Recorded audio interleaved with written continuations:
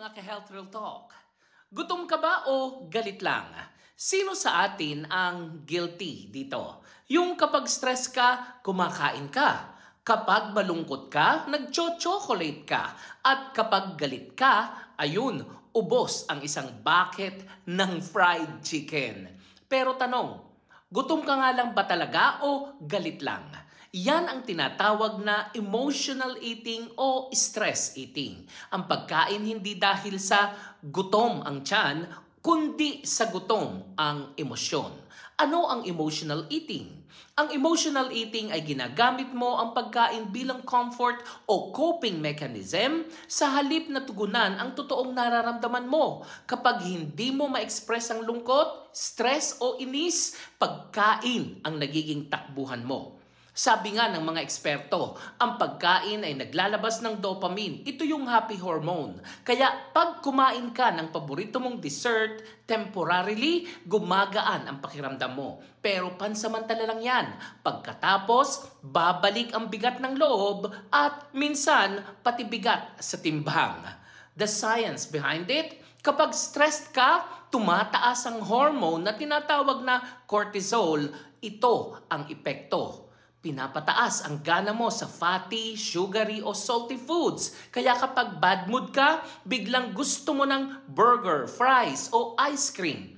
Ang utak mo kasi gustong maibalik ang comfort, pero hindi gutom ang gustong punan, kundi emosyonal na kakulangan. Signs na emotional eating o stress eating na yan, kumakain ka kahit busog ka na. Madalas mong sabihin, deserve ko to, kaya kahit wala naman special occasion, nagkakakain ka nang hindi mo namamalayan, lalo na pag stress o bored.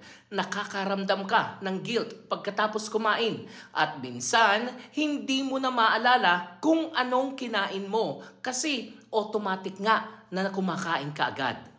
Health Real Talk, hindi masamang kumain pero kilalanin kung bakit ka kumakain. Hindi masama ang pagkain ng comfort food. Masama lang kung comfort food na lang lagi ang comfort mo. Ang totoo, hindi mo kailangang parusahan ang sarili mo. Kailangan mo lang maunawaan kung saan nanggaling ang urge mo. Practical ways to manage your emotional eating or stress eating? Pause before you bite.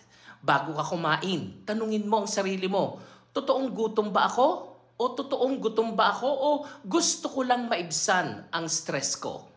Hydrate yourself.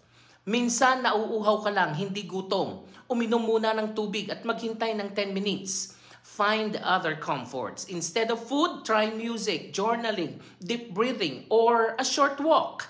Eat mindfully. Huwag habang nagpo-phone o nanonood ng TV, damhin ang bawat kagat. Address the real issue. Kung lungkot ang dahilan, umiyak muna. Kung galit, pag-usapan. Hindi lahat ng emosyon kailangang sagutin ng kutsara. At ang Health Real Talk, hindi mo kailangang iwasan ang pagkain. Kailangan mo lang makilala ang sarili mong emosyon.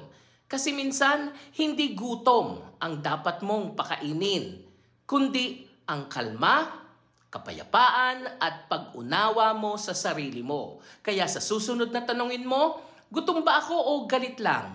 Pakinggan mo ang katawan mo at higit sa lahat, ang puso mo.